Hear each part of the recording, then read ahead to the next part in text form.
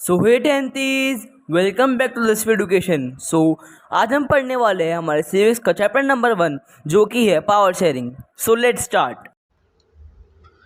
इस चैप्टर के अंदर जैसा भी हमको पता है कि डेमोक्रेसी एक पर्टिकुलर ऑर्गन के पास रेस्ट नहीं करती है, उसकी पावर शेयर होती रहती है। तो ये हम चैप्टर के अंदर डिस्कस करेंगे। So let's start. सबसे पहले हम पढ़ेंगे बेल्जियम और श्रीलंका का केस। तो सबसे पहले हम बेल्जियम के बारे में पढ़ेंगे। Belgium is a small country in Europe, smaller in area than the state of Haryana. Belgium एक स्मॉल कंट्री यूरोप में जिसका एरिया हमारी स्टेट हरियाणा से भी छोटा है। It has borders with France, the Netherlands, Germany and Luxembourg. It is a population of a little over 1 crore, about half the population of Haryana. इसकी population Haryana से थोड़ी सी कम है और 1 करोड़ से थोड़ी सी ज्यादा है। The ethnic composition of this small country is very complex.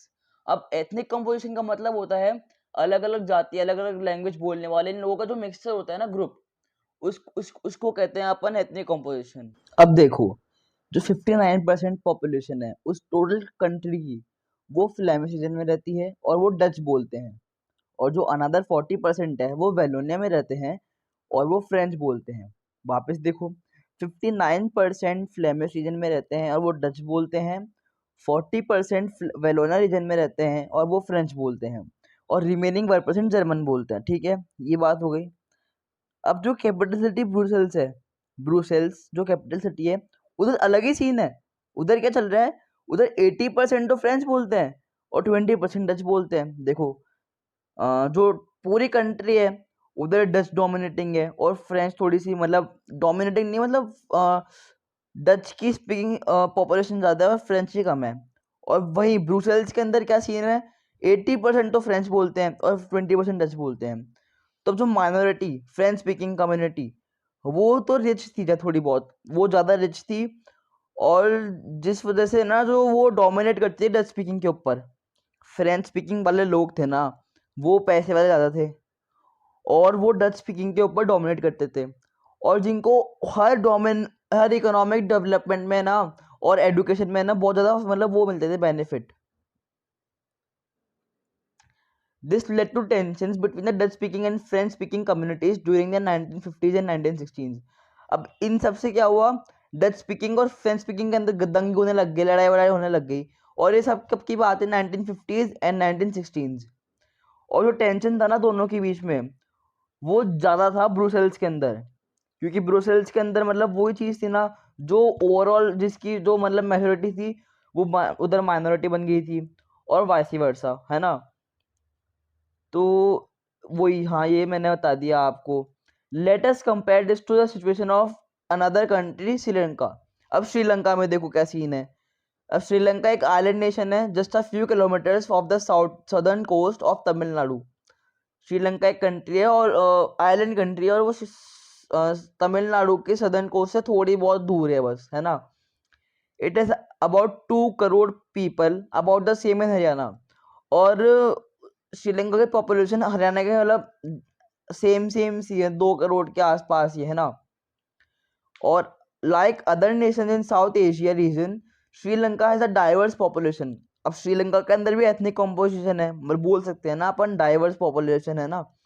The major social groups, अब ध्यान से सुनना, the major social groups are the Sinhala speaker. जो मेजोरिटी है वो सिन्हाला स्पीकर्स की है 74% के साथ, एंड द तमिल रीजन, और उसके बाद तमिल स्पीकर है 18% के साथ। अब जो तमिल रीजन है, तमिल स्पीकर है, सॉरी, जो तमिल स्पीकर है उनके अंदर भी सब ग्रुप्स हैं। अब थोड़े बहुत तो नेटिव ऑफ द कंट्री है ना, जो श्रीलंकन तमिल जिसे हम कहते हैं, जिनके बाप दादा श्रीलंका से बिलोंग करते हैं। और जो बचे 5% हैं उन्हें कहते हैं इंडियन तमिल्स, जिनको कॉलोनियल पीरियड के अंदर इंडेंचर्ड लेबर के अंदर उधर लाया गया था। ठीक है, वापस से सुन लो।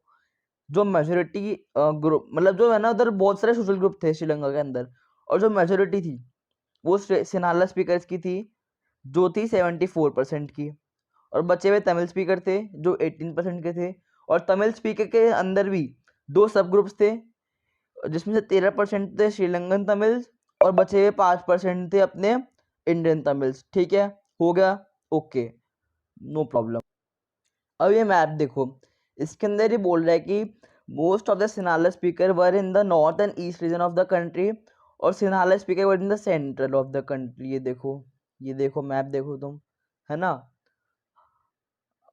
अब ये बोल रहा है कि most of the Sinhala speaking people are Buddhist, मतलब majority of Sinhala speaker were Buddhist, while most of the Tamils are Hindus और Muslims। देखो वापस से सुनो, मतलब most of the Sinhala speaking people are Buddhist, majority में जो सिन्हाला स्पीक करते हैं वो बुद्धिस्ट थे, while most of the Tamil are Hindus और मुस्लिम, और तमिल के अंदर ज़्यादा से ज़्यादा हिंदू थे और मुस्लिम थे, और मतलब कुछ 7% के आसपास क्रिश्चियन भी थे, जो बोथ तमिल एंड सिन्हाला, मतलब तमिल और सिन्हाला मिला के 7% थे जो क्रिश्चियन बोलते थे, ठीक है।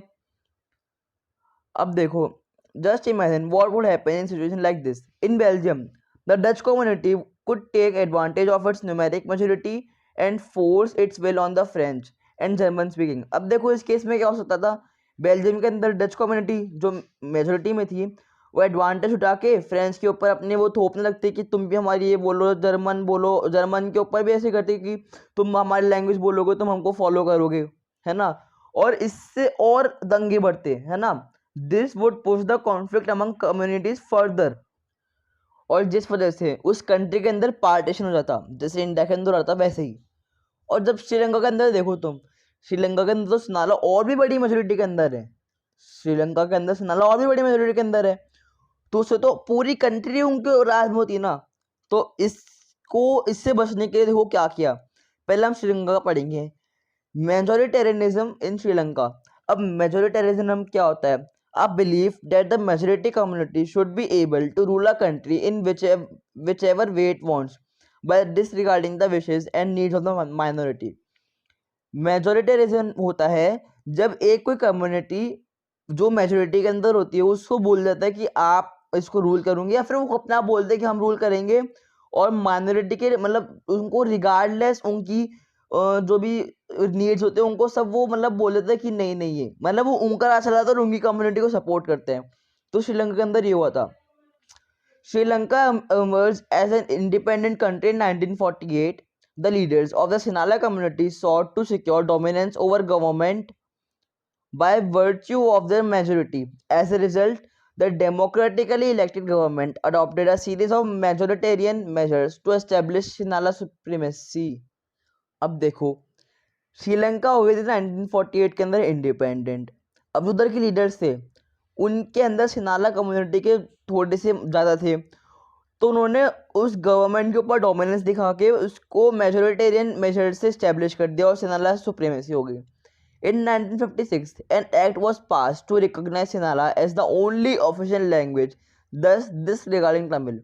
और 1956 में उन्होंने क्या किया, एक एक्ट पास किया जिसमें लिखा था कि पूरी कंट्री के अंदर सिन्हाला ऑफिशियल लैंग्वेज है, और मतलब और जिससे तमिल वालों को बुरा लगा और उनको डिसरिगार्ड कर दिया।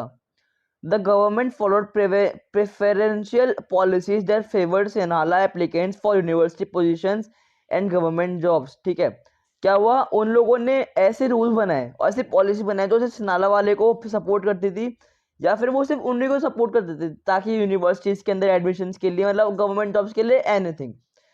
A new constitution stipulated that the state shall protect and foster Buddhism।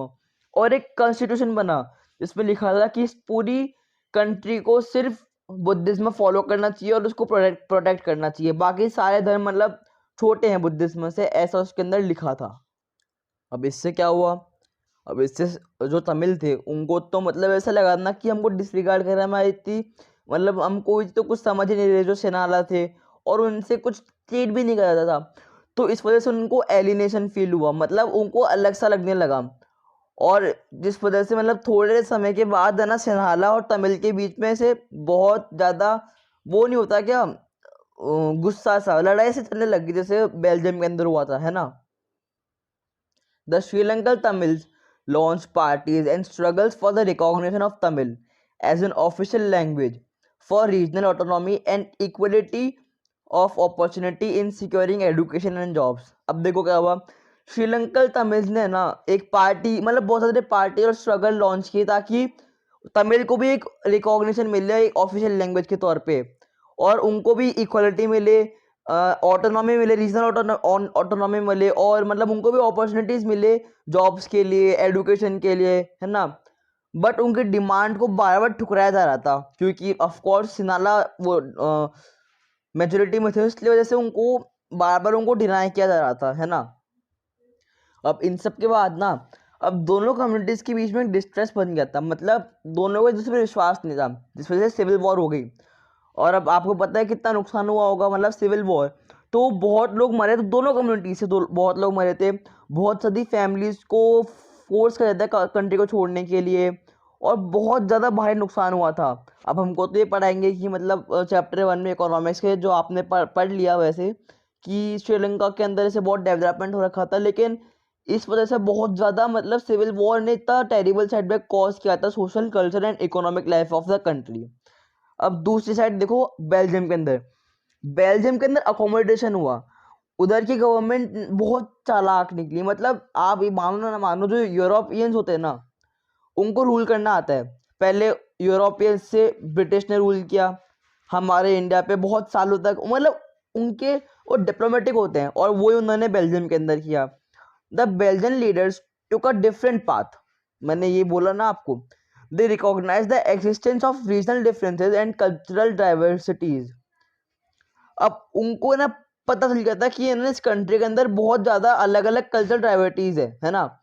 Between 1970 and 1923, they amended their constitution 4 times so as to work out an arrangement that would enable everyone to live together within the same country. Between 1970 और 1993, उन्होंने क्या किया, अपने constitution के अंदर बहुत ज़्यादा amendment किए, मतलब चेंजेस किए, जिससे मतलब वो एक वे निकाल सके इन कम्युनिटीज़ के अंदर कॉन्फ्लिक्ट कम करने का, है ना, और ताकि ये लोग साथ में रहे। The arrangement they worked out is different from any other country and is very innovative. और जो उन्होंने वे निकाला, the arrangement they worked out, मतलब जो उन्होंने अरेंजमेंट फाइंड आउट किया वो बहुत इनोवेटिव था और सारी कंट्रीज से अलग था। Sorry, here are some of the elements. और ये देखो, constitution prescribes that the number of Dutch and French speaking ministers shall be equal in the central government. पहला तो ये था कि जो कॉन्स्टिट्यूशन मतलब जो वो था ना पार्लियामेंट, जो गवर्नमेंट था उसके अंदर डच स्पीकिंग और फ्रेंच स्पीकिंग के मिनिस्टर इक्वल होना चाहिए, ताकि दोनों के बीच में मतलब वो ना लगे भेदभाव कि उसके ज़्यादा हो रखे हमारे कम हो रखे, है ना। Some special laws require the support of majority of members from each linguistic group, thus no single community can make decision. मतलब लॉज पास किए थे ताकि कोई भी कम्युनिटी अकेले डिसीजन ना बना सके, दोनों को साथ में बना के करना पड़े। Many powers of the central government have been given to state government of the two regions of the country. अब देखो पावर शेयरिंग का एग्जाम्पल है कि जो सेंट्रल गवर्नमेंट की पावर्स थी उनको डिवाइड कर दिया स्टेट गवर्नमेंट के अंदर of the two regions. The state government are not subordinate to the central government, मतलब जो स्टेट गवर्नमेंट है ना वो मतलब वो सबऑर्डिनेट, मतलब वो आंसरेबल नहीं है, मतलब वो ये नहीं बताइए उनको कि हमने क्या किया इन पावर्स का, यानी मतलब वो उनका पार्ट नहीं थी, वो एक अलग ही हिस्सा थी, मतलब एक अलग ऑर्गन थी, है ना। Brussels has a separate government in which both the communities have equal representation. Brussels has a separate government in which both the communities have equal representation. अब ब्रुसेल्स के अंदर एक अलग गवर्नमेंट थी और उसके अंदर भी दोनों कम्युनिटीज के पास इक्वल रिप्रेजेंटेशन थी, जो हमने फर्स्ट पॉइंट में पढ़ ही लिया। The French speaking people accepted equal representation in Brussels because the Dutch speaking community has accepted equal representation in the central government। और जो फ्रेंच स्पीकिंग पीपल थे उन्होंने इक्वल रिप्रेजेंटेशन एक्सेप्ट कर लिया ब्रुसेल्स के अंदर, क्योंकि डच स्पीकिंग ने भी यही किया सेंट्रल गवर्नमेंट के अंदर, है ना। क्योंकि देखो दोनों के इसमें ब्रुसेल्स के अंदर फ्रेंच मेजोरिटी में और पूरे सेंट्रल के अंदर डच डोमिनेटिंग में, तो दोनों ने अच्छा वे एक्सेप्ट कर लिया। Apart from the central and state government there are third kind of government. This is community government is elected by people belong to one language community। अब सेंटर और स्टेट के अलावा भी एक गवर्नमेंट थी जिसको कम्युनिटी गवर्नमेंट कहते हैं, और उसको एक लैंग्वेज ही पीपल ने, एक लैंग्वेज ही कम्युनिटी ने इलेक्ट किया था। डच स्पीकिंग ने डच कम्युनिटी गवर्नमेंट को किया था, फ्रेंच स्पीकिंग ने फ्रेंच कम्युनिटी गवर्नमेंट को किया था। और जो कम्युनिटी गवर्नमेंट थी उसके पास पावर थी cultural, education, language related issues के लिए, ठीक है। अब देखो, you might find the Belgian model very complicated, it Indeed is very complicated even for the people living in Belgium, but these arrangements have worked well so far. They help to avoid civic strife between the two major communities and a possible division of the country or linguistic lines.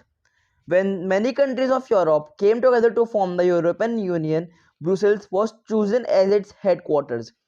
अब देखो, अब complicated तो है कि ये मतलब कितना झंझट हो गया ना कि ये गवर्नमेंट बनाओ वो गवर्नमेंट बनाओ, तो कितना टाइम भी लगा होगा। लेकिन आप देखो, अलग अलग गवर्नमेंट से वो जो पावर शेयरिंग थी वो इजी हो गई, और जो कॉन्फ्लिक्ट थे ना वो रिड्यूस हो गए। और आप श्रीलंका का केस देखो उधर, तो उन्होंने एक सिंपल सा वे लगा दिया मेजोरिटेरियनिज्म का, जिस वजह से कॉन्फ्लिक्ट हुए और यहाँ तक कि डिवीजन की नौबत आ गई थी। तो देखो, अब अगर मैं आगे का बढ़ाऊंगा तो वीडियो लॉन्ग हो जाएगा, लेकिन अभी शुरू शुरू में तो आपको अच्छे अच्छे से छोटा छोटा पढ़ना चाहिए। तो मैं अभी वीडियो खत्म कर देता हूँ, और ऐसे वीडियो के लिए हमारे चैनल 10 वीडियो को सब्सक्राइब करें। Thank you so much.